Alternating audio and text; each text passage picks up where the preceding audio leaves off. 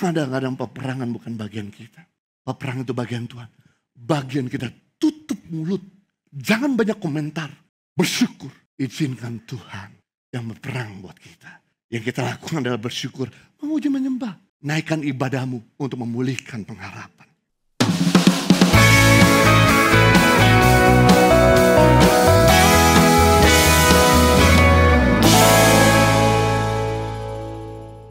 Yang kedua, bagaimana memulihkan pengharapan?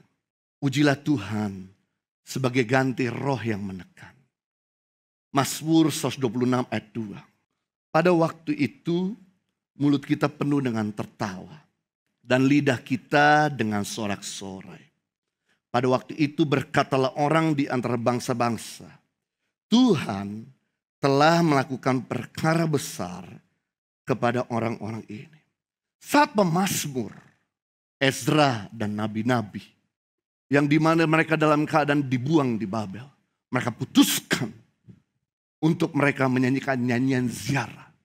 Mereka tidak menaruh mereka punya kecapi.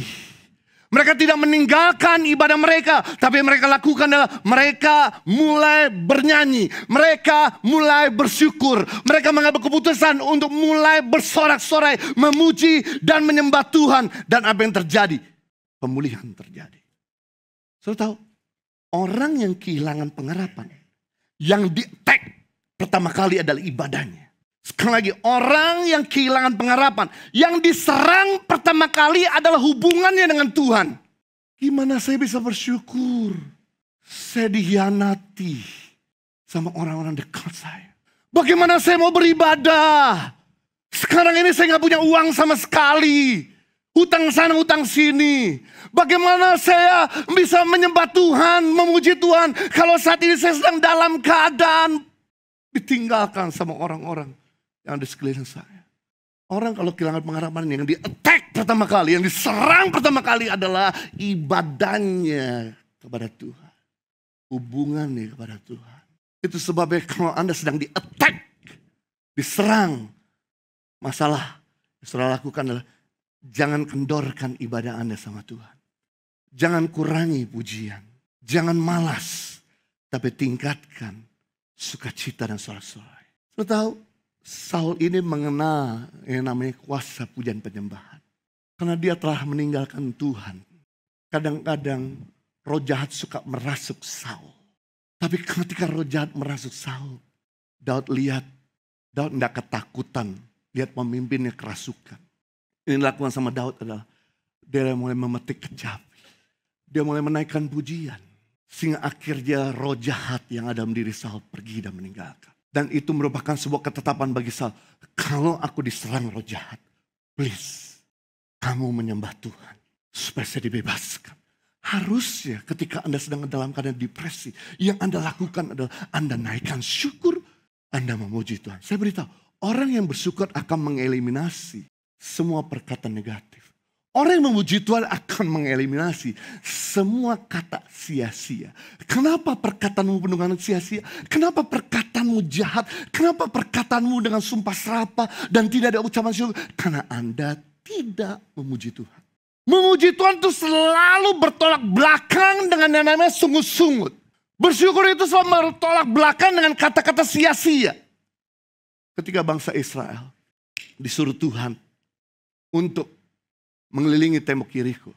Karena musuh pertama ketika mereka masuk ke tanah Kanaan, yang mereka hadapi adalah tembok yang besar. Kota pertama yaitu kota Yeriko. Di mana tebal tembok itu sekitar 6 meter. Dan tinggi sekitar 12 meter. Dan double tebalnya. Tapi Tuhan ngomong begini sama bangsa Israel. Saya mau kamu gak bersungut-sungut. Selesai kamu bersungut-sungut di tanah Kanaan, yang kamu lakukan adalah kamu kelilingi tembok itu. 1 hari 1 kali. Di hari ke-7, 7 kali. Berarti total 13 kali. Kamu kelilingi tembok itu. Tapi mulut lu diem. Jangan komen. Jangan ngomong yang negatif. Tapi hatimu bersyukur. Saudara tahu? Yang dilakukan sama bangsa Israel. Aneh cara Tuhan. Untuk menaklukkan tembok yang besar. Masa suruh keliling diem-diem aja. Inilah Pikiran Tuhan berbeda sama pikiran kita. Jalan Tuhan berbeda dengan jalan kita.